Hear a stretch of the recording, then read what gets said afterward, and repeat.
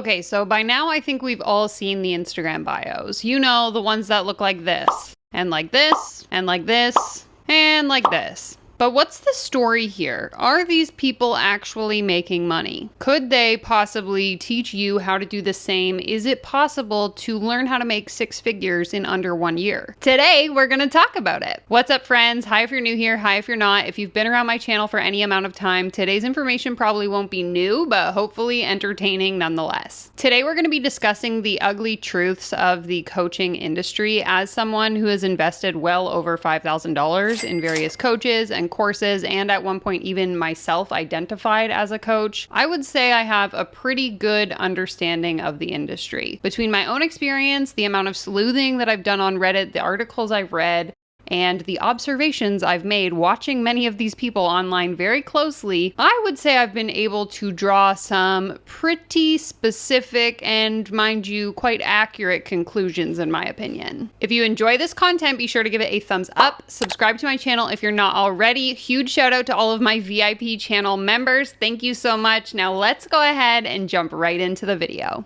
I have said this probably 100 times by now, but the coaching industry has one of the lowest barriers to entry among any profession. Anyone can wake up on any day and decide to call themselves a coach, whether it's a life coach, a business coach, a spiritual coach, a magical unicorn coach, it doesn't matter, anyone can do it. And what this means is that those who choose to identify as coaches are often undertrained and underqualified in being able to provide whatever results they're saying that they can provide for their potential clients. And even more so, often what I see is that these coaches don't even realize that they're underqualified. Like when I was a life coach, I took this online certification here. I paid $13.99. It was like a 13-hour course. It had multiple handouts. I was someone who did all the modules, but I can pretty much guarantee most people don't. They just skip through to get the certification. And I genuinely thought I was doing something here. I thought that this program, in conjunction with all of the life experience I had at 25, made me qualified to be dishing out life advice. And I think that this comes with the territory, because when you are in the industry of coaching, you are essentially indoctrinated into these narratives. Narratives like this. So the graphic here reads, signs you're meant to be a life coach. Your friends always ask you for advice. You played the therapist role to your parents growing up. Your bookshelf is full of personal development and self-help books. You find joy in helping people reach their fullest potential. Again, these were all stories I was told and led to believe made me qualified to be a coach. And then we also see videos like this one. Let's talk about the best thing about life coaching and then how you get certified. So the best thing about life coaching is you are already an expert in some way in something, even if you don't know it yet. And when you figure out that expertise, you can combine it with a coaching certification, and all of a sudden you have like this amazing mixture of a solution that somebody's looking for, right? So for example, I have an undergraduate degree in business and marketing and a master's in communication and then a life coaching certification. So I can help coach people to have amazing freaking businesses. Now I got certified through a program called Inner Glow Circle, and it was a 6-month program that taught me everything that I needed to be a coach. It taught me how to ask powerful questions, how to run sessions, how to handle clients, and how to guide them to their goals, and how to stay in the role as coach and really empower my clients to make decisions that empower themselves, right? So I really like the program. I would definitely recommend it. What other questions do you have? Basically, once you become involved in the coaching industry, you are systematically exposed to this narrative that you can do anything with the limited amount of experience that you have. And remember, if you claim it, it becomes reality. And so what ends up happening is you're trained by your coach and by the content that you consume to, well, claim a lot. Have the ability to teach people how to have happy relationships? Sure. Know how to build a successful business? Absolutely. Capable of helping people overcome anxiety and crippling mental health disorders? Well, that might be crossing a boundary, but I did it in my own life, so I could probably help somebody else. You see, you can do, be, and have anything you want as long as you believe hard enough in yourself. And of course, if you take that belief and then pair it with working with your own coach, well, that's definitely going to lead to success. And even saying that out loud really reminds me of something else that you might also be thinking about. Essentially, you're led on this narrative that all you need to do is guide others to believe that anything is possible if they meet with you once a week, they ask you questions to which you have all the answers, and they pay you an absurd price. No qualifications or experience necessary. Okay, here's the thing. Life is so much more complex than this. You see, every single person is so different, and it is impossible to say that anyone can achieve anything. And I've been thinking about this a lot, so I'm going to use the example of a marathon runner. Let's pretend that I, Danielle Ryan, wanted to become a marathon runner. In fact, I wanted to become the best marathon runner in the world. Now, fun fact about me, I can't run worth shit. I am very slow, I have horrible stamina, and I'm pigeon-toed, so the chances of me tripping over my own feet are incredibly high. Now, let's just pretend that I decided to train every single day for an entire year for a marathon. I had a proper training regime, maybe I hired a running coach, maybe I changed my diet to be whatever runners are supposed to be eating, and I started to build some serious belief that I was going to be the best marathon runner in the world. Sure, after that year, I would probably be equipped and able to run a marathon, but would I be the best in the world? Probably not. In fact, I could dedicate the rest of my life, my entire life, to training to become the best marathon runner in the world. Let's just pretend we live in an imaginary fantasy where I have access to all of the resources and all of the time and all of the things I would need to make that happen. Even in those perfect circumstances, it still wouldn't be my reality. I would never be the #1 marathon runner in the world because of factors beyond my control. Things like my body type, my height, my genetics, my VO2 max, all of these things that no matter how hard I trained and how hard I worked, I could never overcome them to become the best marathon runner in the world. And this is something that so many of these coaches don't address when it comes to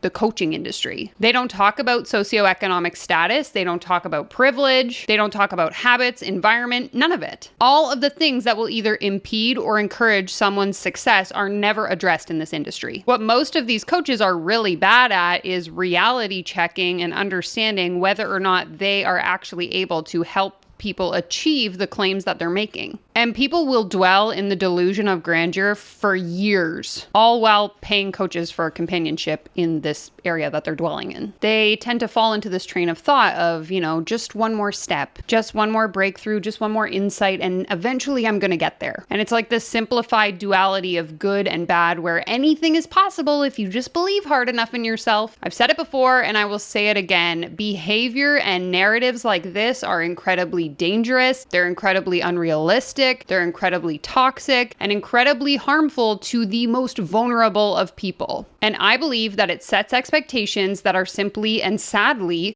not realistic for most people. Okay, if we think about the construct of a solution to literally any problem in life, there's always a period of assessment. For example, you have symptoms, you go to a doctor, they do an assessment, and they're able to diagnose you and hopefully provide you some kind of treatment plan to whatever ailment you're facing. Let's say you're a developer who wants to construct a building. You would go to an architect or an engineer, and they would do the physics and the math to figure out what kind of building is possible on the amount of land that you have. Once we understand the reality of, our reality, we can accept it and then formulate a solution to whatever our problem or desire is. But not in the coaching industry. While some coaches are trained to analyze a current situation with a client, unfortunately, they are conditioned to be delusional about a more fundamental thing, themselves and the world around them. Most coaches, from my observation, have come into the industry because they have issues of their own. They've faced some sort of existential crisis and they're looking for the solution to that problem. I've shared this story in length on my channel, but when I came into the coaching industry, when I hired my own coach and decided myself that I was going to become a coach, I was in a very unhappy place in my life. And what I've come to see and read and understand through other stories available online and from anecdotal evidence that I've acquired, it seems that everyone kind of goes through this existential crisis and then discovers this desire to help other people. And I think it's because we start to see reflections of our own inadequacies in other people, and then we have this desire to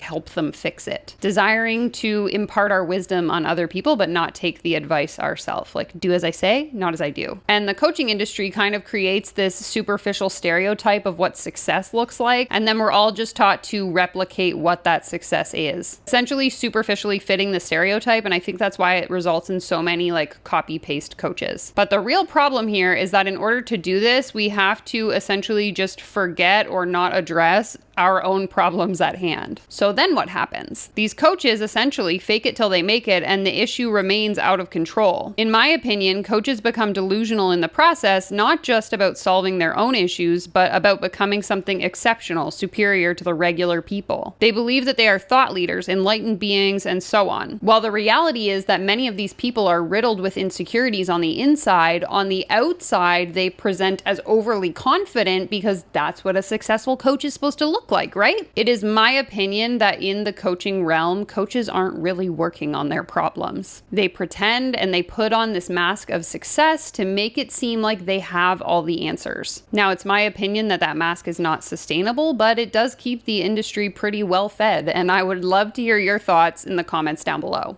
You see, here's how I think it works. You discover coaching when you face some sort of crisis in your life. Maybe it's in your relationship, maybe it's in your job, maybe it's in your finances, and so on and so on. You decide to take up coaching as a profession because, hey, you need help with your own crisis in the first place. And so you find yourself in this environment with a lot of ego, unhealthy ambitions, and these like illusions about life. And everyone is spewing this story, basically saying like, signs you should become a life coach. You should absolutely become a life coach. Everyone should become a life coach. And so you start to drink the Kool-Aid and you accept it as reality because you just want something to escape the crisis that you're experiencing. And so then your crisis is addressed on like a superficial level because you're essentially immersing yourself in this environment where you are taught to act as a successful and fulfilled person. Problems? Who are they? We don't know her. You have a job to do now. So these problems that you were facing then just get buried under the surface, under the guise that you have it all figured out and you have the solution that somebody else needs to overcome their problems. But maybe you have trouble selling your service because, let's be honest, no one really has a reason to trust that you have the answers to their problems. I mean, you don't have experience. Weren't you just working your 9-to-5 job like 2 weeks ago? How could I possibly believe that you had enough business experience to teach me how to start a business? Not to mention you're probably charging way too much money and nobody is buying from you. So then what happens is you are told that the solution to this problem is to just hire a coach to overcome that roadblock. You're being told that the reason why you can't sell your service is because you need to invest in that same service from someone else. It's this narrative that we see time and time again of, I invested, therefore you should too. You depend on your coach. You need someone to tell you that you're doing fine, you're on the right track, and that one more step is going to get you closer to your success. And of course, you need reassurance on your competencies and the value of your services that you're providing. And honestly, I think this is why accreditation and certificate programs exist in the coaching space. You see, in the real world, when you have actual skills and experience, people will seek you out for your expertise. People trust you and you're actually able to get them results, and you don't need that external validation from a certificate or from a mentor that you've paid to tell you that you're doing a good job. You see, even in my business now, when I work with a marketing client, they aren't asking me to show them that I have some kind of certificate. The content that I put out on the internet for free and my background and experience